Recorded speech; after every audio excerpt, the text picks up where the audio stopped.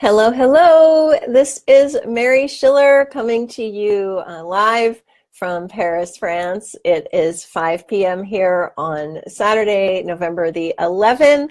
And if you are watching this live, thank you for joining me. And please feel free to give me a thumbs up or some kind of happy face or type a comment in the comment box if you can hear and see me okay. Yesterday on the Facebook Live, I was having trouble seeing people's comments, but now I know how to do that. So if at any time you have something that you want to say or ask, please do feel free to type it into the comment box, and I'll keep one eye over there and one finger scrolling the, the comments.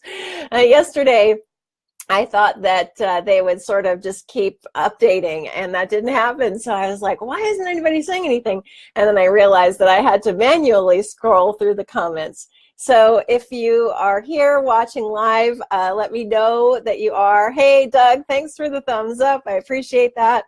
And I will be a little more attentive to that part of the discussion, because this isn't just about me talking, especially today since I've got a cold and I sound sort of froggy.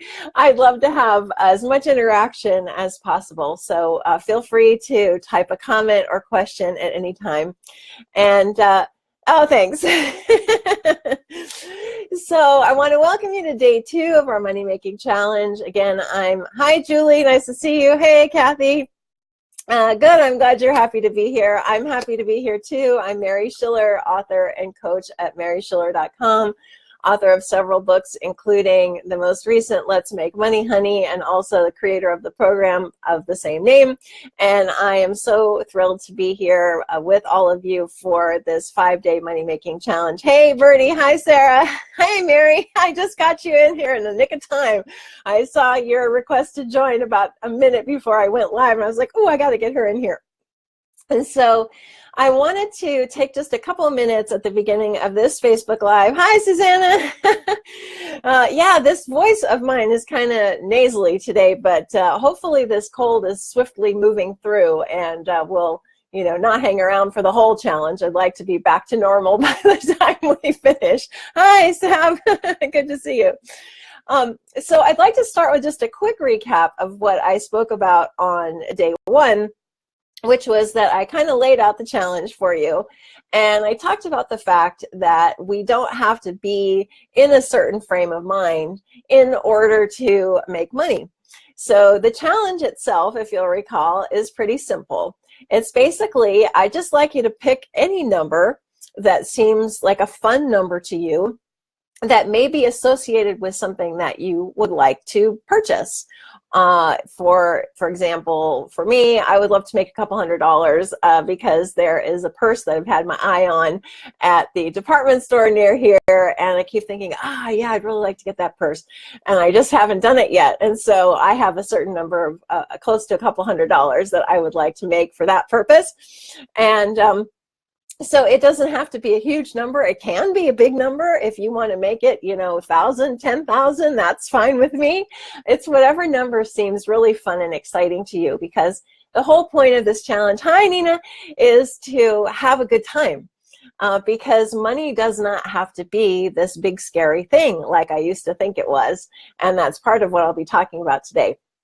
And also, it would be really cool for the challenge if you could earn this money doing something that you really enjoy doing. So, for example, I used to have this idea that the only way I could make money was to do things that I was maybe good at and skilled at and people had paid me for, but I didn't really like. So I kind of saw this separation of myself into the work self that earned the money and the real self that did all these other things.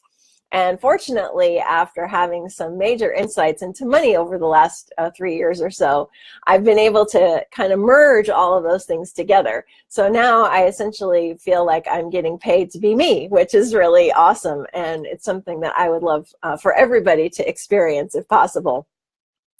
So let's dive into the topic of today's challenge, or today's Facebook Live.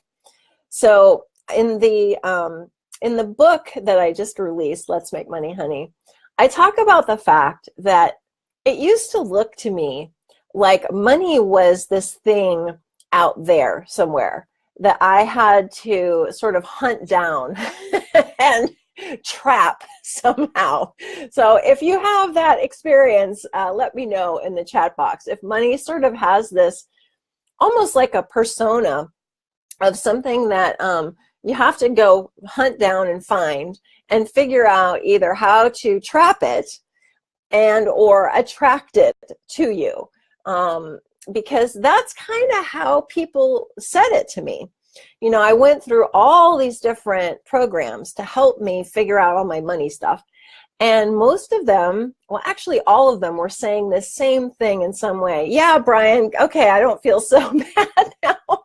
But they're all saying some variation of this same thing, that we have to manifest something in our lives that we want, you know, if it's money or, you know, a new house or whatever it is, or we have to somehow attract abundance towards us in some way. So they have lots and lots of suggestions of how to do that. One of the more common ones, it seems to me, is to say affirmations, repeat things over and over again to sort of tell ourselves or convince ourselves in some way that we can attract this abundance.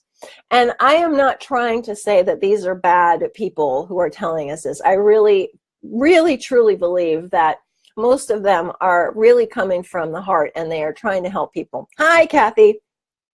It's something always fundamentally wrong with me around money. I am so over that too, and that's the main reason, honestly, why I am here with you today, is because I want you to really start to get that there is nothing wrong with you related to money or anything else. We happen to be talking about money. I'm using that as sort of the example.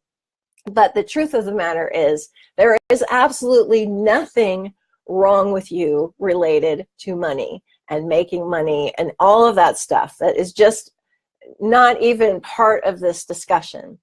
And this Facebook Live will kind of explain how I came to that realization.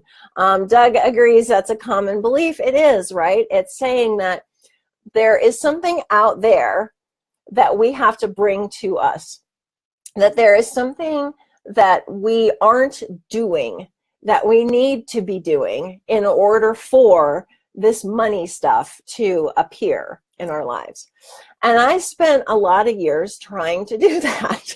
And the whole time, I kept thinking to myself, well, you know, what am I doing? Am I like actively repelling money somehow? Like, you know, what is it that I'm doing? Because I would say to myself, gee, I seem like a pretty good person. You know, I'm, you know, nice and I'm kind and I'm loyal and I tell the truth and I seem to be living my life in a good way and all of that. And it's like, what the heck? You know, why can't I seem to do what other people seem to do quite naturally?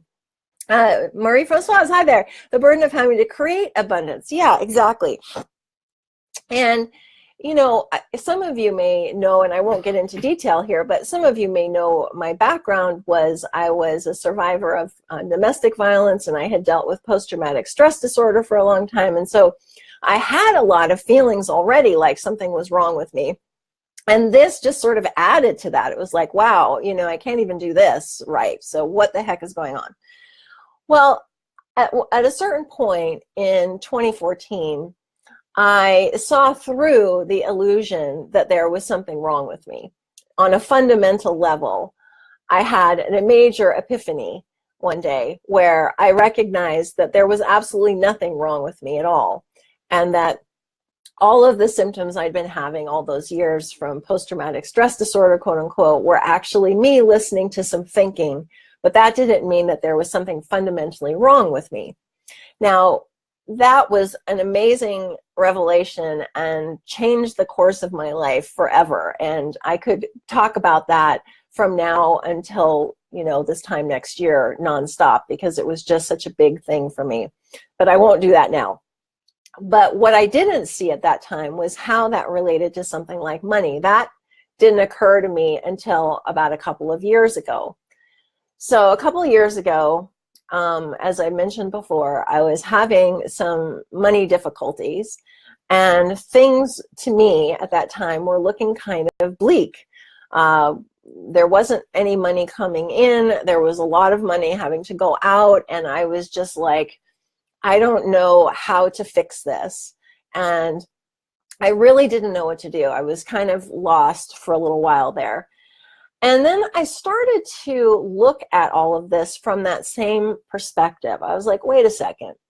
Now, if I, as a human being, have nothing wrong with me, if I, as a human being, truly am limitless and, you know, am not contained even in this bodily container of mine or in the thoughts that I have, then how does that kind of work its way around to this money topic? So I did a little exploring in that area, and I want to recommend a book to you. And this book is kind of heady to read, but it's worth reading. And it's got a very simple title. It's called Money. And the author's name is Arnold Patent, P-A-T-E-N-T. I'll put a note about it in the group. And I wouldn't necessarily say that what he's saying in this book, you know, was the thing that helped me see through an illusion, but it certainly helped me to see through it. And it was pretty simple. I was at a conference. This was shortly after I got fired and was really feeling very low in relation to money. And I had booked this seat at this conference, and I thought, well, I've already paid for it, so I might as well go. And the whole time I was at this conference, it was like a 2.5-day thing, I was feeling pretty down. And I went to bed one night there, and I just said when I went to sleep, I was like, you know, when I wake up tomorrow, I really want to see something new about this whole money thing. There's got to be something that I'm missing, and I just want to see it. Whether it has any impact on my bank account, I don't care. I just want to see something new. And I woke up the next day, and I kid you not, this is exactly what happened. I woke up the next day, and I was getting ready to go back to the conference, and I suddenly had this overwhelming sensation that I was the same as money, that money and I were the same thing. Because if I am abundance naturally, if that's my natural state as a human being, if I am limitless, I'm infinite, I've got everything I need already, then why is there any difference between me and money? There isn't any. So it was a really strange sensation, and it's sort of hard to put this into words, but how it has sort of played out, and here is the big insight that I think might be helpful to you, is that I realized that money was not something out there, okay? That money was already in here, and that in fact I was the source of money. Just like I am the source of everything else that I experience in life, I am the source of money. Now, I don't know how that is landing for you. Feel free to type a comment in there.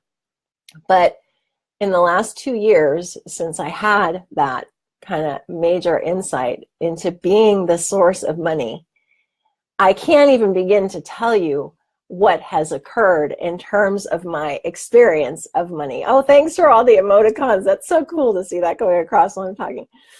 It's almost like, since I have realized this, oh, I'm glad it's, and by the way, Chris and everybody, if it doesn't sink in right away, totally fine.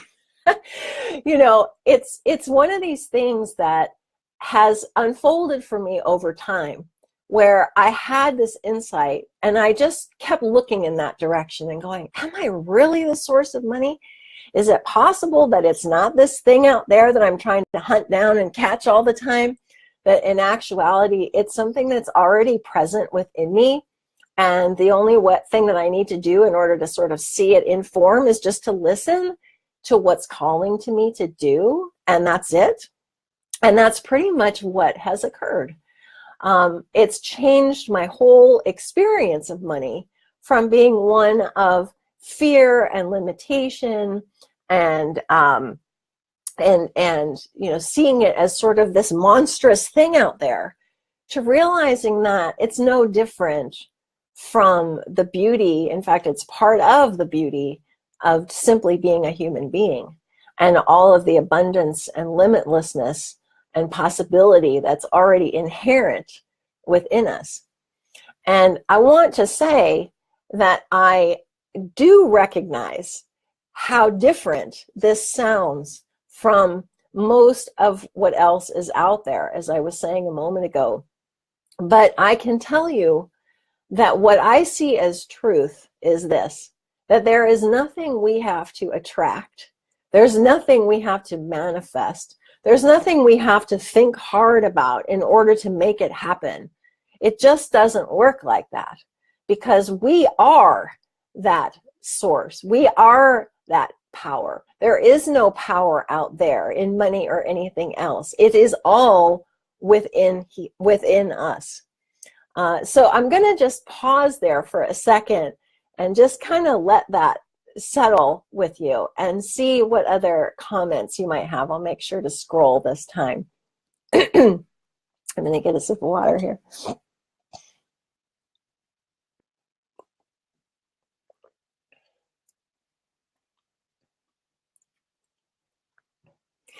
So another way we can look at this is to say that what we can create in terms of money is a beautiful expression of this energy that is us.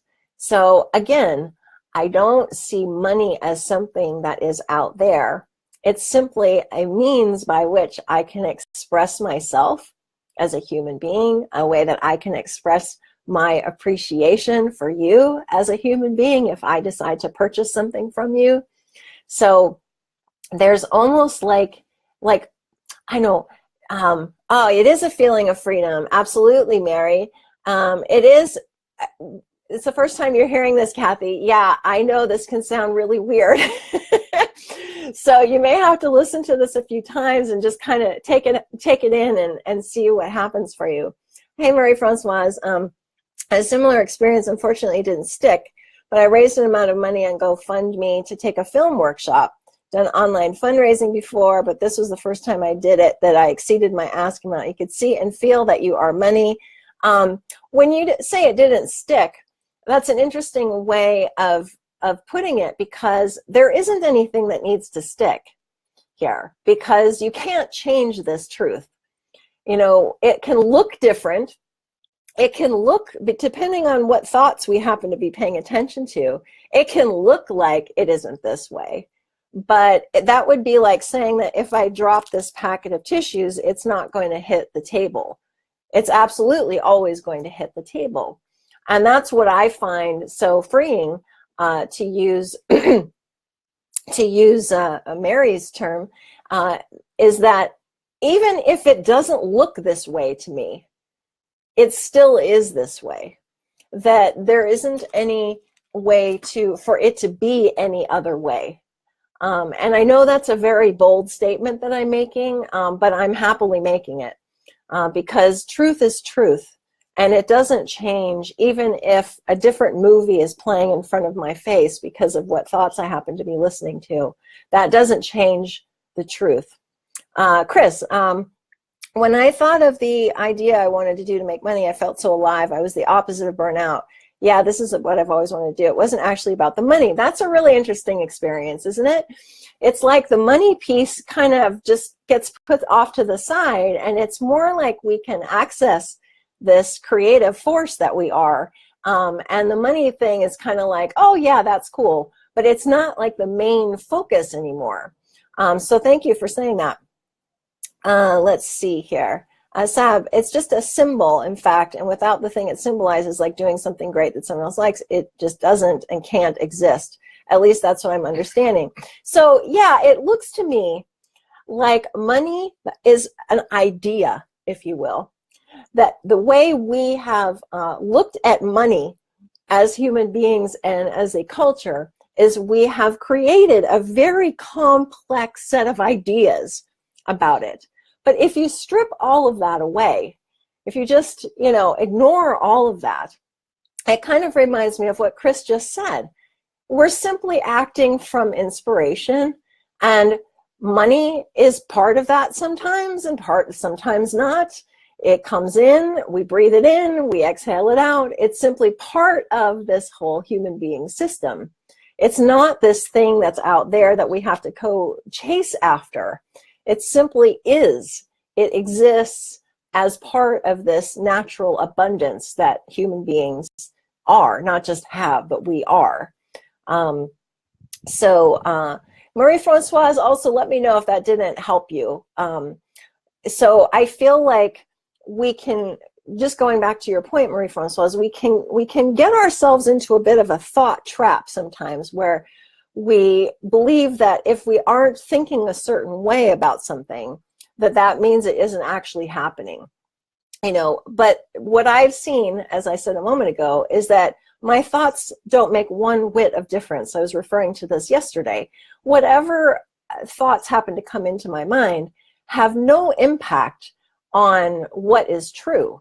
They simply are fluttering ideas that go on, but they don't have any impact on what is factual.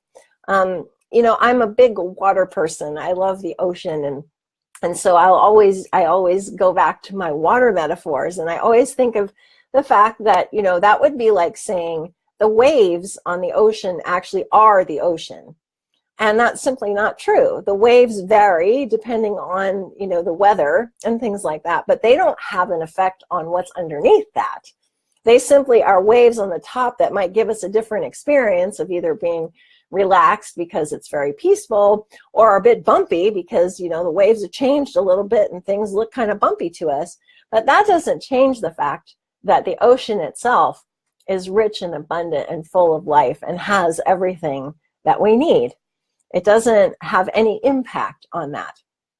So it's helpful to realize that we can look past the waves, because the waves are there to give us this glorious experience of being human and having all these ups and downs and stuff, but they aren't us, and they have no reflection on our capabilities. Marie-Francoise says, yes, it helped, even if it doesn't look like it. Like my bank balance is zero or very low, it's still true that, yeah, exactly, you are the source of everything, not just money. You're the source of everything. Everything is already available to you. And so I realized that because, like I was saying a moment ago, we have such a complex set of societal beliefs around money, it can look very much like it's something out there, that we have to go and get, or if we don't have enough, enough, quote unquote, that it's somehow a reflection of what we are as humans. And what I'm trying to say is that all of that, strip all of that away, and all you have is thoughts that aren't reflecting truth. Truth is way, way, way bigger than any thoughts we could possibly have as human beings.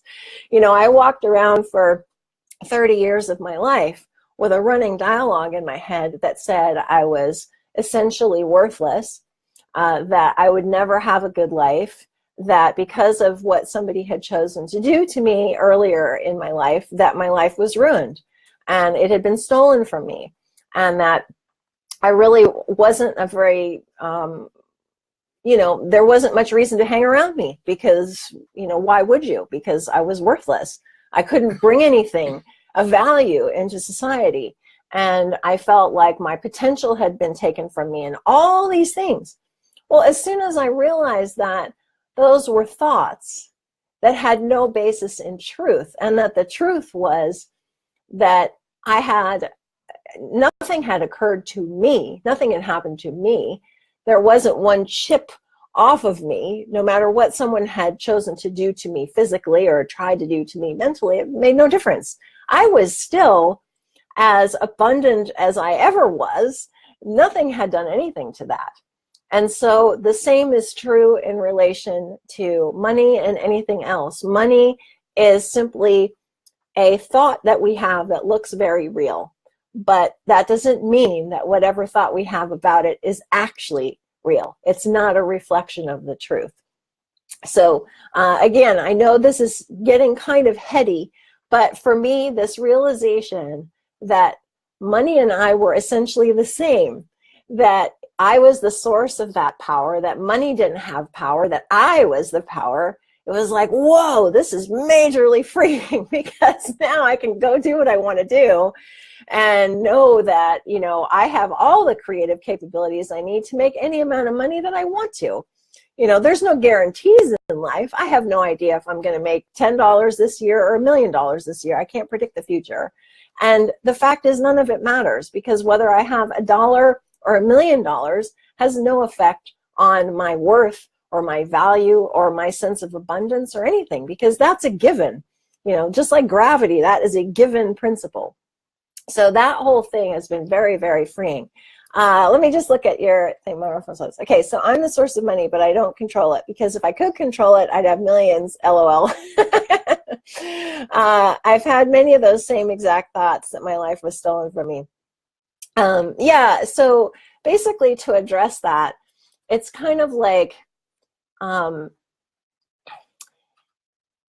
if we see ourselves as pretty much the source of everything, then yeah, it does mean we are the source of everything. But, you know, how do I say this? If I imagine myself in this thing called life with a capital L, it doesn't look so much like it's my life with a little l. It looks like I'm in this thing called life, and it has me, and I'm moving with it. And in the end, I don't have much control over anything. Sometimes I wonder if I have any control over anything. The only thing that I know is that in this life with a capital L, we have been given this incredible gift of being inspired to act. And sometimes that produces cash, and sometimes it doesn't. And the connection between the amount of cash or the not amount of cash has no bearing on who we are as humans. And being able to separate those two things, if that makes sense, has been very, very freeing for me. So let me know if that's like completely sounding like gibberish.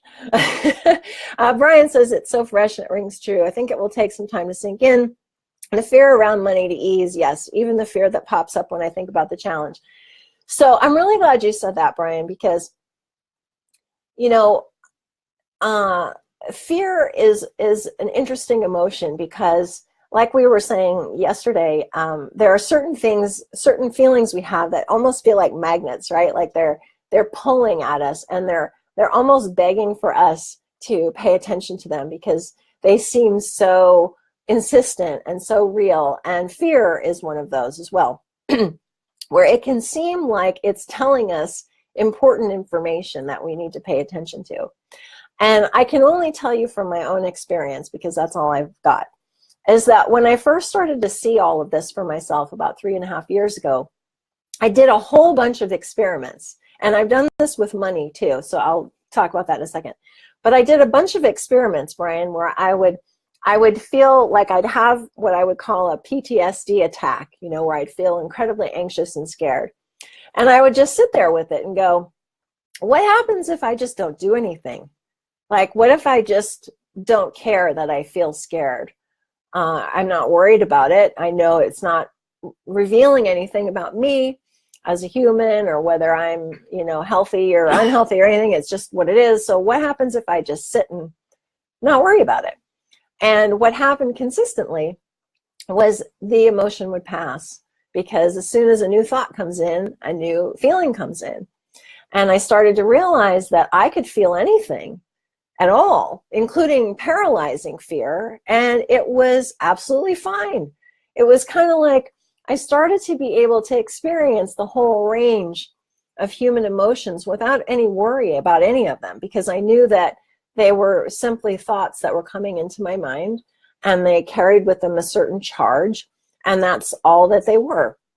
And I started to actually appreciate, this is important too, I should mention this, and I think this might be referenced in that book I mentioned, Money by Arnold Patent. I'm kind of forgetting, it's been a while since I read it, but I think he talks about this, where I started to appreciate the immense power that I possessed in order to create a feeling of fear or limitation. It was like, wow, this thing that I am, this human being that I am, is really powerful, because I am this abundant being with no limitations around me at all, and yet I can make it look like the world is ending to me.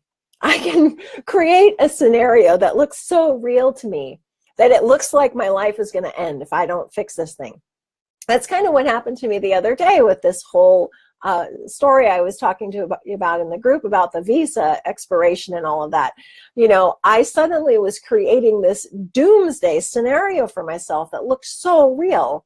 And yet in the midst of it, I had the presence of mind at some point in there to say, wow, this is really amazing that we are so powerful that we can create this illusion of limitation. And you can appreciate that instead of being paralyzed by it. It can be more of a like a wow factor. And so I remember that in relation to money too, where I can, you know, look at a certain sum of money and think, oh, you know, my life would be really great if I had X number of dollars in the bank.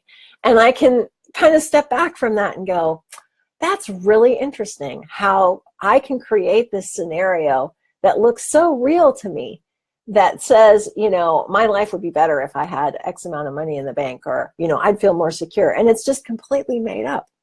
And there's some kind of instead of like before when I was scared of my thinking, now I'm more in awe of it. Now it's more like, wow, isn't that amazing, this thing that we can do? So, you know, I don't know if that helps at all, Brian, but, you know, I've kind of stepped back further and further and started to see human beings as these amazingly creative creatures who can make anything look real to them. So thanks, Brian. Marie France says, sometimes, all the time, I have a problem distinguishing my thoughts and feelings from reality. It feels and looks real to me. Well, that's the whole point, Marie Francoise. You hit the nail on the head. It does look real. You know, I think what we can start to do, though, is realize that, yeah, we're having this experience that looks very real to us. And money is one of those things that's got so much thinking about it that it looks very real.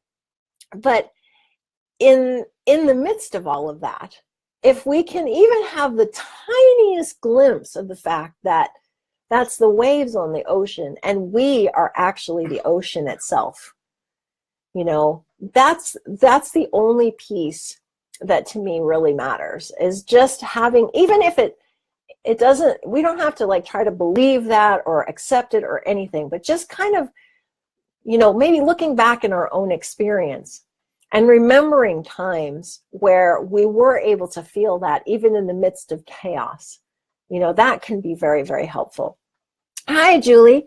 I'm feeling there's a contradiction for me between following the things I really want to do that are unlikely to create quick cash and making a fast buck in ways I know I can necessarily want to do. Interesting, Julie. So it's really an option, isn't it? It's like, you know, sometimes making quick cash can be fun no matter what you're doing to get it. Just the sheer act of being able to create that is sort of exciting. And I have done that in the past. I know, for instance, when was that? I think it was about a year ago. I was looking for some quick cash, and I knew that if I put a specific offering out there that I would get people to respond to it. It wasn't necessarily something that I was completely passionate about, but I needed some money right then, and I enjoyed the work, you know, well enough that I knew I wasn't going to have a horrible time doing it or anything. And it actually turned out to be a lot more fun than I thought it would. I had sort of this preconception about, oh, I'm probably not going to like this very much. And I was surprised that I actually enjoyed it more than I thought I would. So there can be some joy in either of those scenarios, if that makes sense, Julie. If not, let me know. Mary, fear is actually on our side, a friend letting us know we're in our heads again. That's an interesting way of looking at it. Yeah, Mary. And, you know, I feel like we place so many judgments on our feelings as if some of them are better than others. And I think what you're pointing to there is that there's no judgment necessary at all about anything that we experience. You know, I can have a day like I had the other day where I was completely flipping out. You know? And at the same time, I was kind of like, wow, I'm really flipping out. That's sort of interesting that I've created this whole scenario. I didn't feel necessarily like I was, you know, I shouldn't have felt that way. The only thing I did feel bad about was I think I created not so great an experience for my husband, who was having to listen to me all day. And I did apologize later for that. But I think if we can just remove all of this judgment about, you know, what we're seeing or what we're feeling or what we're thinking, just ignore all of that stuff. Don't place a judgment on whether it's good or bad. Oh, great, Marie, from so I was thinking. And just recognize the fact that that's simply what it means to be human. We're going to have these stories that we tell ourselves. We just are. That's just the way it is. It's way past my pay grade to understand why. I don't ask why. I don't care to know why. I will never understand that. What I do know for a fact, and I know that everybody listening to this knows this too, whether you thought about it consciously or not, is that those stories are not who we are. And that includes any story we have about money. We don't have to try to rewrite the story with another story. That's another thing I talk about in the book. It's like, why would I want to try to rewrite thoughts with new thoughts? I'd rather just access myself, because I, just like you, am the source of everything, and that includes money. Let's see, Murphy says, I have to listen to this talk again. You judge and compare yourself a lot. Okay, anybody else judge and compare yourself a lot? I'm raising my hand because I do that too. It's just that I don't care anymore that I do that. I think that's the difference. It's like, it's not as if I don't feel that there are things about myself that I can improve, okay? But I don't really care that I do those things. I don't have any feelings of, I need to work on my self-worth, or I need to, you know, stop feeling so negative about whatever. I just don't care.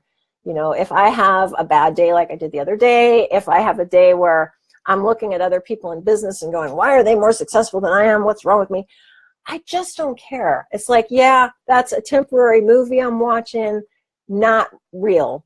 I can go back into this infinite well of creative ideas because we're these idea machines, and I can just go back there and have fun. And I don't need to pay attention to any of that kind of judgment stuff, because it's just not true. And I don't care that I have it anymore. I'm so radical, I don't care. This is one of the things that I say often that people kind of call me out on and wonder what the heck I'm saying. So I'll kind of repeat it. If I have a feeling about money that's like fearful, like we were talking about before, I just don't care. It doesn't matter to me. My feelings no longer have any importance to me.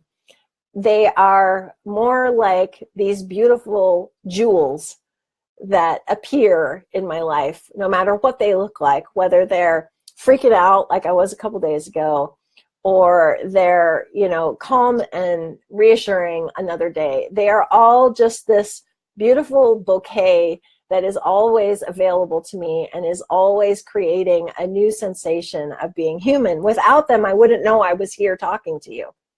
But that doesn't mean that I have to care about what they are. If I have a few bad days, I have a few bad days. I don't have to worry about having those bad days. I don't have to worry about having judgmental thinking about my money situation. It makes no difference.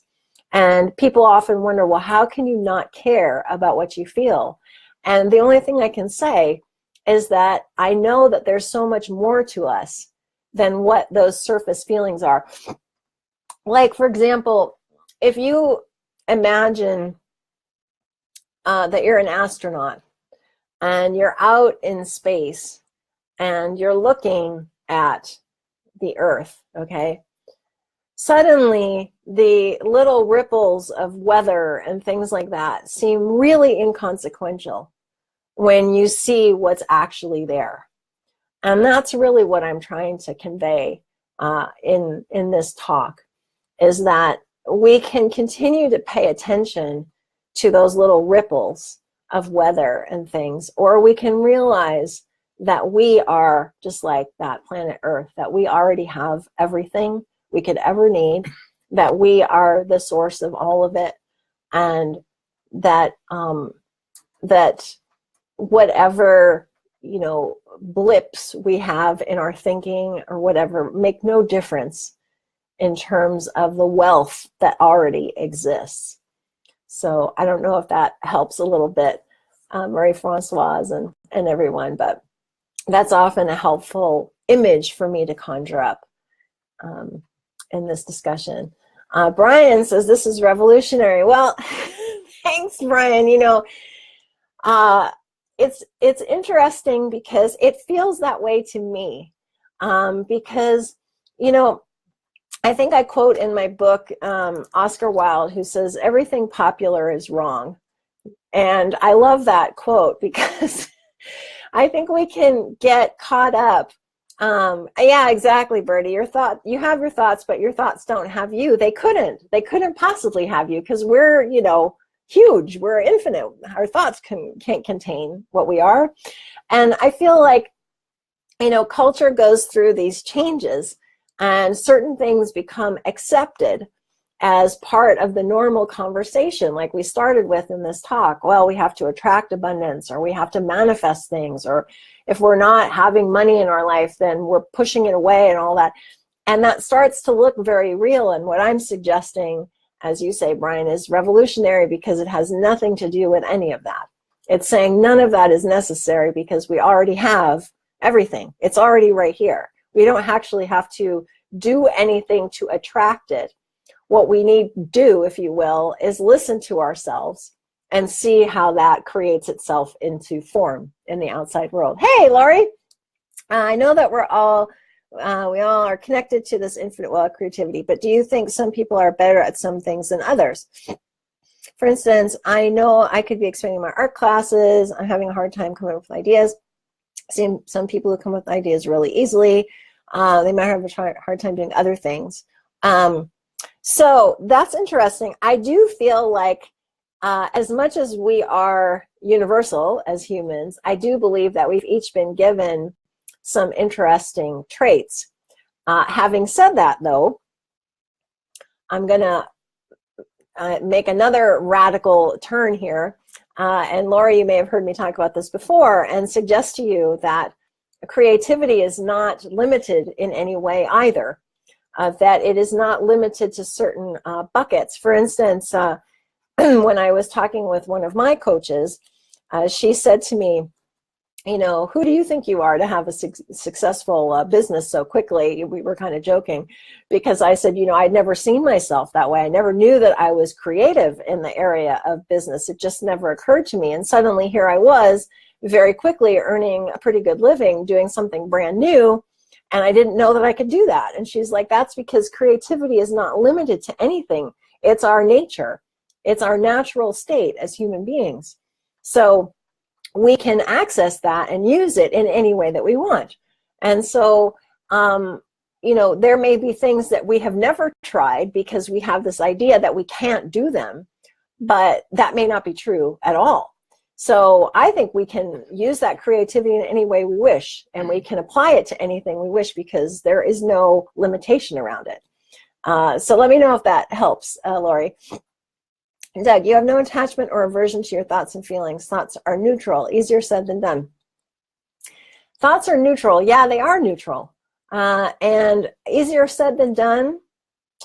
I think that what you're saying there is that, and maybe I need to be clearer about this, it's not that I don't feel things. In fact, I think I feel things more now than I ever have, because I have no attachment to whether or not they're good or bad or anything. So when I feel freaked out, I really feel freaked out. When I feel scared, I really feel scared. It just doesn't bother me that I feel scared. anymore. I know that it doesn't preclude me from doing something that I want to do, or creating something. I have created some of what I feel is my best work in a terrible state of mind, absolutely awful. In fact, I can think back to I like the emoticons. I can think back to one weekend I had where I had a deadline of something was due on Monday, and when I say I was feeling awful, I mean I was in the worst state of mind. I was angry. I was just awful, terrible, terrible, and I had this deadline, and I had to get this thing done.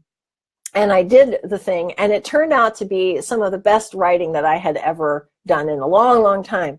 And that was a big wake-up call to me. It was like, okay, so now I get this. This is what we were talking about on the first Facebook Live, that I can be kind of neutral about any experience and know that that creativity and that source and all of that is still ready and willing to help me to do whatever I need to do. And so it's not that I try to avoid feelings or whatever. I just know that they have no consequence, is what I guess I'm trying to say. So I'm not sure if that helps, Doug. Susanna, sometimes we think we're not good at something because we haven't really tried it. Yeah, isn't that funny?